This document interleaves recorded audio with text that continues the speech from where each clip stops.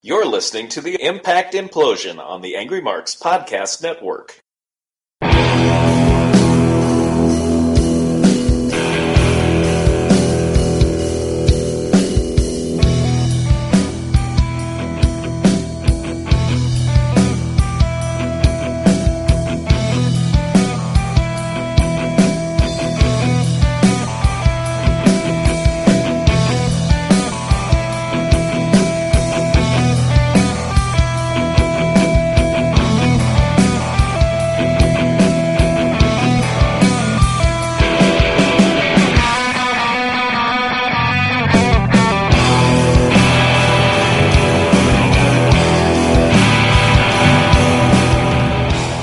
It is November 20th, 2014, and it is another episode of the Impact Implosion. As always, my name is Seth Draken, and on the other end is Mike Poland. Hello. For last time for about a month and a half. For the last time on Spike TV! Yes. Because the show is moving to Destination America. They don't have Jesse and Festus to help move them. Nope, but we got their final destination. Yes. In America. Nobody will get killed on a roller coaster like in the movie. Okay, that was the third movie, and that movie sucks. Yes, that's the only one I've seen. Yes, the first two were good. The fifth one was good, too. Never got how was a final destination if they made more than one. I don't know. Yeah. They moved. They got a 2-year deal with Destination America. Which probably means I'm wondering if they're going to make any cameos in like shows like Barbecue Pitmasters or what was it? Oh yeah, Buying Alaska, Buying the Bayou, Buying whatever. Do you have that channel, Seth? Yes. I do as well. Yes, my dad has watched some of the programming on that show. I think I probably watched some of it when I wasn't paying attention to what channel the TV was on or something. All right, I'm gonna look up and see what other shows they have on Destination America because I'm sure we can find plenty of jokes. Destination America was originally called Planet Green, by the way, which was basically, it was environmentally friendly. Oh, before that, it was called Discovery Home and Leisure. Oh, God. Which was about, cooking, interior design, landscaping, party planning, do-it-yourself stuff. So, yeah, Destination America. Here's the shows currently. A Haunting. Alien Mysteries. God. A Haunting. Something you can only air on Halloween. American Factory. American Loggers, Armageddon Arsenals, Auction Kings. If you need an arsenal for Armageddon, you might be in trouble. Barbecue Pitmasters, Barbecue's Pitmasters, Fathers versus Sons. Buying Alaska, Cheat in Vegas, Destroyed in Seconds. Disney's Animal Kingdom, Disney's Cruise Line Behind the Magic. Disneyland Resort. Disney show's not on the Disney Channel? No. Yeah, Disney. No, they're talking about behind the stuff on Disney resorts and stuff like that. Oh, okay. Disney Resort behind the scenes, like Epic Homes, Fast Food Mania, Flip That House, Food Factory, Ghost Town Gold, Ghost Stalkers, Hidden in America, Hillbilly Blood, Last Call Food Brawl, Mega Engineering, Mighty Ships, Monsters and Mysteries in America, Monsters Underground, Mountain Monsters. I have Monsters, watched those shows before, I think. Railroad Alaska, Swamp Loggers. Well, let's hope Swamp Thing doesn't catch them. UFOs over Earth, Ultimate Walt Disney World, a show I've seen, The United States of Bacon.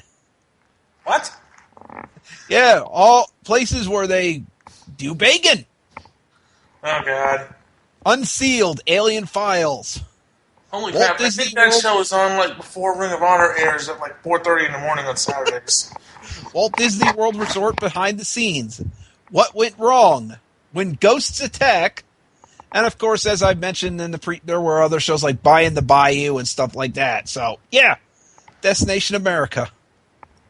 Well, at least I don't know. 2 years, and if they're not satisfied, TNA might be up the creek. Well, the good news for TNA is that while we're going to get less ratings, because of the fact they're going to have less TV viewers, because of the show is on less channels TV, so they might be a lot happier. Why would that make them happier? Well, that channel, that means they'll have more leeway. The channel won't be pissed off at them for low ratings as they were. As Spike was. Yes, they were pissed off at him, yet they kept him on for like 9 years. I know. That makes sense. Of course. We hate your show, but we're going to keep you on. Just word is Impact will get replays at special shows at like one night only, and Destination America is fully behind them.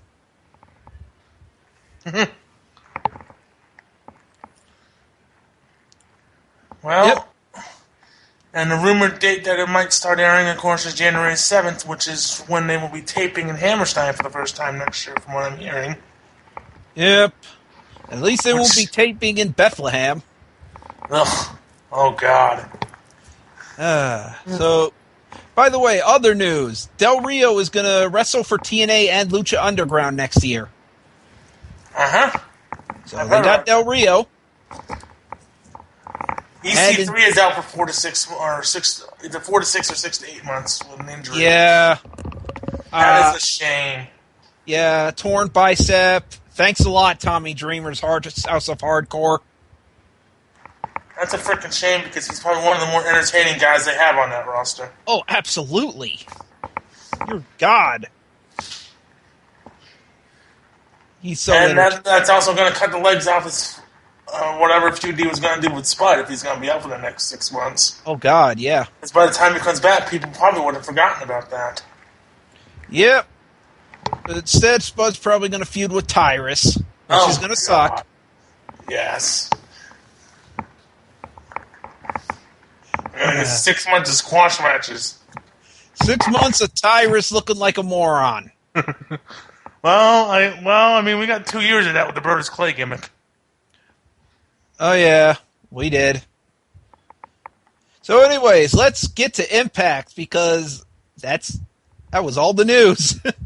Anyways, we got Rude coming out, and I originally said Lashley on my tweets, which was dumb. Rude with his theme song with that the lyrics make worse. Yes, his theme song is boring, and the lyrics make it worse. No, I like his theme song without the lyrics. I don't know, it's not a babyface theme. Okay, yeah, it is a heel theme. You're right. But, yeah, it's kind of like Layla coming back as a face a couple years ago and coming out to the Lay Cool theme. Oh, yeah. That's not a face theme. Rude just wants to fight Lashley, and it's going to happen. It happens. They fight. Yeah. And security breaks it up, and they cut to somewhere else. At least this is inspired brawl, unlike some of TNA's past brawls. And TNA just announces that they'll be doing their best of 2014 in 2 weeks. So they are taking off for Thanksgiving. Good for me. And, yeah, best of 2013. Good for them. 14, whatever year this is. Ethan Carter mentions that it's unfortunate that Eric Young is injured, but he's still calling out Rockstar Spud tonight. You were a lion, you're a tiger, you're a gazelle. Now we're going to see if you're a man. Yep. If he wants to seek the respect he deserves since being fired, meet me out in the ring later. So then we have a montage, and then to set up this matchup, and then we have the Knockouts Championship Triple Threat match. This was good. Yeah, it's a triple threat match, so there's one thing you are going to expect, and that's a Tower of Doom spot. Mm-hmm. And there goes my phone. It's my grandmother. Seth, did you get my gift? No. It's all right. So yeah, that's done. All right. Anyway, this match. There was a double submission spot that was nice too. Yes, I saw that spot. That was cool. And then with Gail Kim doing the dive and getting caught, and then Taryn getting caught, and then there was another spot where Havoc. You mean Havoc doing that splash from both of them? No, it was off the apron. Gail Kim goes for a crossbody, gets caught, and then Taryn does a top rope crossbody and knocks her down. And then there was another spot where Havoc has Taryn on her shoulders and just drops her throat first on the guardrail. Oh yeah, I remember that spot. That spot looked like it hurt. Yes. Jesus Christ! The hangman, the snake eyes on the freaking guardrail. Ow! Electric chair to the guardrail. Yeah, ow. Taryn gets the win by pinning. Who did she pin? Did Gail she pin Kim. Havoc She pinned Gail Kim. They protected Havoc here. Ah, okay. Made them have to double team Havoc to take her out. Which makes her look good. Yeah. The first time they protected Havoc, and she loses the belt. And if storyline is correct and people don't forget about it, we'll probably get Taryn and Havoc whenever the next Impact that is in January. Yeah. Then after that, Gail Kim raises Terrell's hand, sign of mutual respect. And this is apparent, as we said weeks ago, that Gail Kim is apparently retired, and this is apparently her last match. Yep. Rude says he won't stand there and let his friend get beaten up. He's challenging Lashley to a fight. We also have MVP and Kenny King backstage. Oh, yeah, where Kenny King's like, damn that Kurt Angle for driving a wedge between me and Lashley. And I'm like, Kurt didn't have to do anything. You all just had to open your big mouth. Like you always do, Kenny. Yeah. No, that friend that doesn't know how to shut up. Yeah, no, MVP didn't open his big mouth to drive that wedge. Kenny King didn't do. Kenny King's fighting Chris Melendez. Kenny King is the kid while mommy and daddy are fighting. Yes, and the sad thing here is that Kenny King versus Chris Melendez. I'm going to be rooting for Kenny King in this feud. I'm sorry, Melendez. Yeah, you don't deserve the spot you've been given. Yeah, and because you're a former soldier, not because you actually, by the way, crowd, both guys are from USA, so those USA chants are stupid. He's a soldier. We need to chant USA. Yeah. But what about the other guy? He's from America, too. But we don't like him. Boo! He's picking on a soldier. And then the announcers were talking about how Melendez, hey, he picked up his prosthetic leg. Zach Gowen did that 11 years ago. No, I mean, and I'm like, that should be a DQ. That's an illegal weapon. That's a weapon. When it's referee having to are you? Yeah, that's a boot. That's an illegal weapon, man. So yeah, he can't disqualify the cripple. Yes. Yes, I'm sorry, guys, but really, a steel boot is going to hurt. It's illegal. So, yeah, Chris is going to win until MVP interferes and causes a DQ. Melendez wins anyway. MVP kicks his ass with a chair. Yeah, and of course, freaking Anderson had to come out and save him. The worst babyface ever. Yeah, I'm just like, look, Chris, give up. You don't belong here. No, with some training, you might, but you need training. He's like an aspiring wrestler. He's not there. It was good to get him out there for a cheap pop on that one episode in September, but you didn't need to make a storyline out of using him.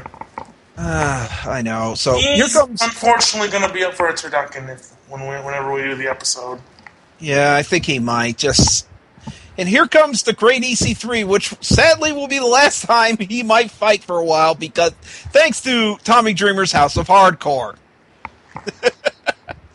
So anyway, EC3 comes out. He's given Spud the opportunity to fight him. And Come on, Spud, hit me, Spud, hit take me up on it. Spud comes out. Ethan tells Tyrus to stay out of it no matter what. So Ethan comes in the ring, and he says, give me the first punch. Come on. Hit me in the face. And Spud's like, I'm not going to punch you, Mr. Carter. I'm going to kick you in the balls. I'm not going to hit you in the face, Mr. Carter. I'm going to kick you in the balls. Aggressive British man. Yep. And sounds like British Shrek. And then after a little bit, Ethan Carter gets the upper hand. Pretty easily. Beats him up. And then Tyrus comes in. For no reason whatsoever. Yeah. I'm just like, I think he just ended that feud right there. Spud just got his ass kicked. Right. But Tyrus wasn't needed. You probably should have had him be on Tyrus and stuff, and after the kick to the balls, Tyrus come in and attack, but they didn't do that. But they say, what about Tyrus? And I'm like, Tyrus didn't need to come in. Tyrus is the worst bodyguard since Bam Neely. Oh, God, yeah. Bam who? So, then we have Kurt Angle, who, by the way, I did love Spud's suit. The bricks. It's a brick house. You did get a brick wall, all right. Yeah, and, Ethan Carter calls Jeremy Borash, the man I slapped so hard his entire family died. This is not reverberated to wherever Borash is from. So Angle's backstage, talking to Kenny King, looking for MVP, and it says, "Where is he?" Does the Batman, "Where is he?" And then MVP runs up and attacks him from behind. Yeah. We have a hardcore match with Bram and Tommy Dreamer. And King's like, "You flipped! What have you just done?" And MVP's just like, "It's a long time coming." Are they kind of trying to tease the tension between MVP and Kenny King? I don't know. But then we got Bram versus Tommy Dreamer. Hardcore match. Yeah. Oh, God, this match. This match was terrible. Garbage wrestling. This is, when people make fun of ECW, this is the kind of crap they make fun of. I mean, WWE did the hardcore title, but it was like a comedy type gimmick. This is just bad. And the fact that Dreamer gets protected, they freaking protect Tommy Dreamer here. Why? You don't need to protect him. That's your king of hardcore. So Bram gets attacked. So then they have to bring in Magnus, and then they got to bring in Al Snow to run Magnus off. Yeah, Magnus here because Devon's not available anymore. And then Bram is able to get Dreamer face first into a chair, and then pulls him away from the barbed wire and hits an elevated DDT for the win. The implant DDT, although today's like, it's the move Tommy Dreamer used. No, that's actually Gangrel's old finish. Not even now more DDT. That was quite an unnecessary clusterfuck. And it leads us to our main event. Well, we had some more Manic and Shera, if you remember. What are they building to with this? Is it going to end up with Manic turning on Storm for some reason?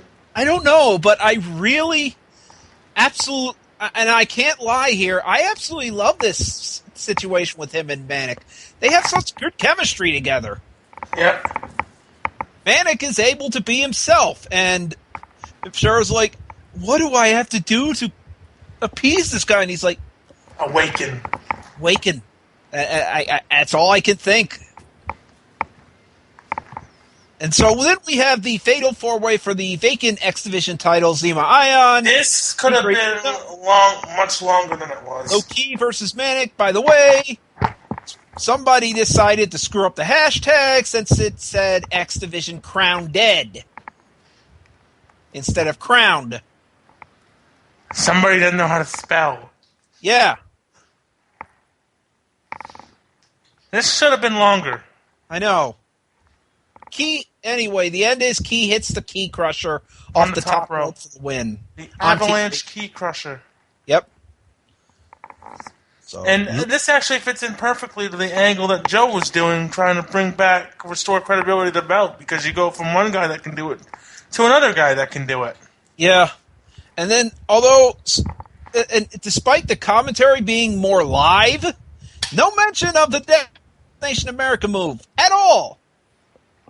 None.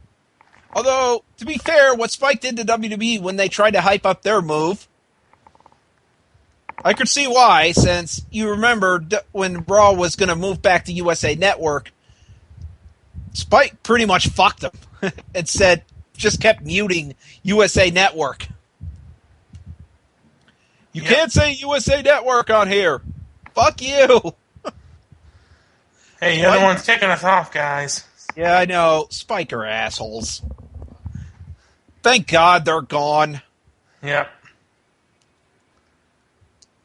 And then we have Kurt Angle coming out. Well, actually, MVP first is leaving a voicemail to Lashley and says, I think Kurt's going to pull a fast one on us, and you need to be here. So Kurt comes out and says MVP used to be in charge. He used his friends to get what he wanted. Kurt's a real man, and he handles things in the ring. And it's his job to contact the board of directors because MVP can't put his hands on him. And here comes MVP. And it's like, and Taz's like, I don't think you should get in that ring, MVP. And I'm like, yes, you should. Why not? Why not? If Kurt's going to attack you, you have reason to kick his ass, and Kurt's hurt. Which I don't get where this is going to lead if they can't do an Angle MVP match. I know. So Kurt says the New Year's, and so MVP came out. I'm sick and tired of this entire company. And you know what? I don't care. And Kurt's like, you think I'm here to fire you? No. I'm here to punch you. I'm here to beat you up. Yeah, beat you up. And so he punches him. Here comes Kenny King.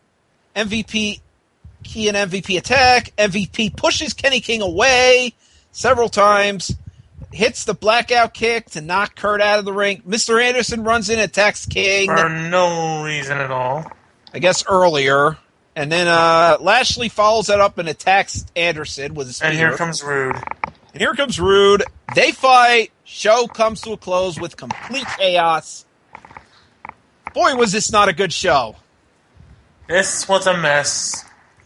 This was a mess. Absolutely a entire mess. Ugh. Not a good way to close out your run on Spike. No. Although I will give this a C because there were some good stuff. X Division and Knockouts title were both good. Yeah, that's a C. So it's a C plus. But that Kenny King thing, no. The hardcore match, hell no. And the end segment, because where does it lead to? Where does it lead to? Yeah. I mean, obviously, I like the beginning segment. That with Rude and Lashley, that was fine because that's probably going to lead to a title match at some point once they get kicked off on Destination America. Oh, yeah, and EC3, before they decided EC3 should kick Spud's ass on his own, it was good. Problem is EC3's not going to be able to do anything for a while. By the time he comes back, people will have forgotten. Yeah, that is sad. This feud deserves so much better. But that is all. Do you have anything to sell? I do. December 5th, IWE comes to Island Falls. In the main event, it'll be IWE champion Scotty Vegas versus IWE Twin Cities champion Ace Romero in a Bowie ladder match. Also, we will have the Boston Bad Boy Jason Rumble against Kyle Andrews. The next night, it'll be IWE and Brewer. It'll be Scotty Vegas, Jason Rumble, and Scott Wilde for the tag title, for the IWE title. Then December 19th, MEW returns to Fairfield featuring 2 triple threat matches, one for the MEW tag team titles and one for both the IWE and MEW title, and much more. And I think that's all I have this week. I gotta mention this because guess who I got a bill from this month? WWE Network? Yep, WWE Network. They charged me $9.99 for this month. Huh. Well, I mean... I thought it was free. Not necessarily if you already have if you already signed up. I know. I guess it works for new subscribers. Right. I just love that. I was like, wait, you were all talking about this being a free month. What the hell? Nope, for new people. Yep, for new people. So that's it for the show. And Miley, in a few hours, we are going for a walk again. We will see you whenever TNA comes back from their hiatus. See ya. Bye.